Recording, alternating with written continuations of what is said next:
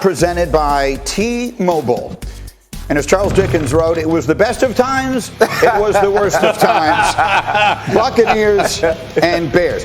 Brady and Justin Fields, 21 years and 214 days apart, and yesterday it didn't feel, Dan, nearly that close. Yeah, this is completely uncoaching. It's third down. They try to quick snap it. He's trying to get a free play, or he thinks he has a free play, ends up being an interception. Look at his facial reaction. He's confused why that happened. We'll explain more of that in a moment. Meanwhile, Brady Godwin. That's the one right there. Oh, my goodness. The ball placement on the jerk and go to the back pylon. Next Bears possession, it just gets worse. Yeah, this is on coaching again as well. This is a rush on a fifth-string tackle with one of the premier pass rushers in football. And that would set up Tom Brady for the 600th It's too easy. touchdown pass It's too easy. of Big his boy. career. Big boy. But there's a problem. Mike Evans gave the ball away. Can't do that, man. That's a finable offense. We got to figure that thing out. Brady and the Bucs up 21-0, and now more Brady, more Evans. Greeny, the rhythm, the one hitch, the tempo, the beautiful trajectory of the throw and the go route to Evans is awesome. And then little goal line fade. He's getting beat up on coverage here. Mike Evans just too big. Look at the concentration to fight through that physicality at corner. Now he's giving the ball to another fan. Bears turn it over. Bucs go in. They score again. Brady and the Bucs pull away easily. Brady throws 4. They win at 38-3. And a beautiful moment here as Brady gives a hat to a young fan who breaks down in tears. The game can sometimes mean so much to different people for different reasons. Beautiful moment there. And so in the end, it is Brady. And we talked about it. Dan, you brought it up. Can he break the single-season touchdown record? He's at 21 here. The record is 55. He seems to be moving in that direction. And Ryan Clark, the first thing I noticed in your notes today was how well do you believe Tom Brady is playing right now? This is the best Tom Brady's ever played. And what normally happens to great players is they don't just all of a sudden stop being great, right? But they can't be great as often.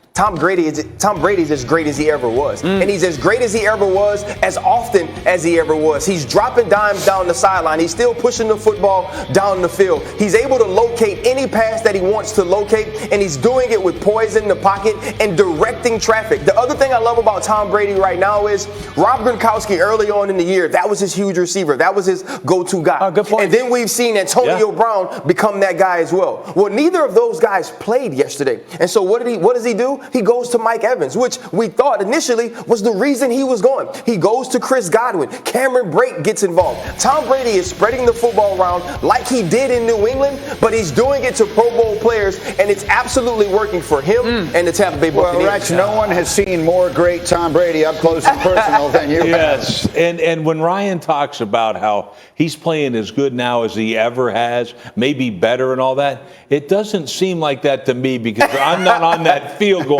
oh, God. Oh, God. Oh, here he goes again.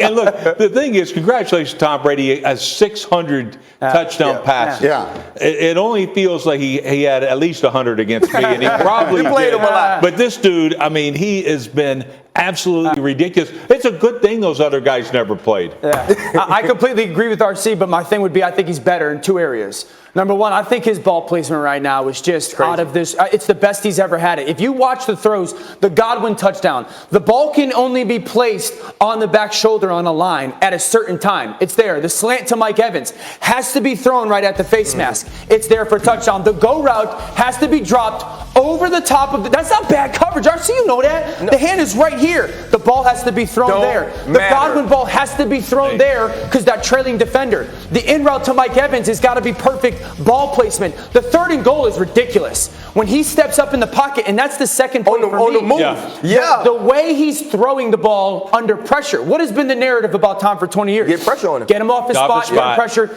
He's changing that. He's throwing the ball as good under pressure and duress, ball placement wise, as he is when he's got a clean pocket. So what this says, Greeny, is that I'm right. Yes, this is the best. This is the best he's ever looked. The best he's ever played. And listen, and I was there. I watched Randy Moss go absolutely crazy. I wasn't on the field though, guys. I didn't make the guarantee. That was not me. Tom Brady did not run in my face. I just want to make that clear. I was there, and I was like, oh my goodness, this is amazing. Like all the things that they were doing. But now it's not just the deep ball. Now it's every single facet of the game at every single level. And that's a good defense he was playing against yesterday. And it would be very hard to blame that defense if at some point they gave up, because we have to talk about the Bears offense now and the Justin Fields of it all. Go ahead. Anybody who tells me Justin Fields didn't play well, I'll get into an altercation with. The coaching stinks It stinks. The first interception, the broadcast gets jumped because it's third down. And you can see the urgency. All of a sudden, they rush to the field. The broadcast barely gets the clip. 22 seconds on the play clock. He pump fakes, scrims around, and throws an interception. Well, why does he throw an interception? Because in his helmet, he's getting told, hey, the defense has got 12 on the field. Quick snap it, and we got a free play. So he's thinking, I can take my shot downfield for a completion here.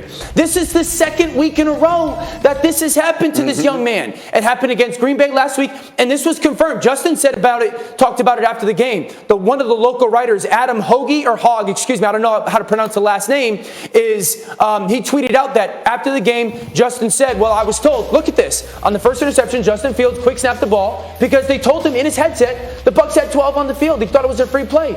So at some point, that's not on the kid. Well, somebody can't count. Well, and then it ain't hard to count 11. Because this is what the narrative is going to be about Justin Fields, right? He had 5 turnovers. Right. Well, 2 of the fumbles are 100% on coaching, singling up a 5th-string tackle on one of the best pass rushers in the NFL, and the second interception goes off Mooney's hands. Yeah. So what do you guys want from the kid? You know, like what do we want from the young player? I know what I want. Several drops. I want him to run the football. And I know sometimes these quarterbacks who are talented like he is and who are athletic like he is, they don't want to run the football, right? They don't want to be seen as the quarterback that can't throw. But it's the only way to save his life. And not even save his career. It's the only way to save his life. I was watching the Jacksonville Jaguars earlier this season, and I went back to the Cincinnati Bengal game when they decided to have called quarterback runs. Right. Trevor Lawrence gets in the rhythm. Now he's scrambling. Now he's making plays on the run. And if you watch him against Miami, this is a dude who is using his athleticism to lead to his talent as a passer. Well, Justin Fields is the most talented rookie that they have doing that. Do you know how many called quarterback runs Justin Fields has had in the last 2 games? I'm going to take a guess. I'm going to say 0. As many as I have. Yeah, zero. And I don't play quarterback. You have to utilize that part of his football game. Let him know that you're comfortable with him utilizing that part of his football game because you can't protect him and you aren't calling plays to help him. The Giants are calling it with Daniel Jones. Yeah, because Daniel Jones is a great athlete, and I get your point 100%. Both of you I agree with.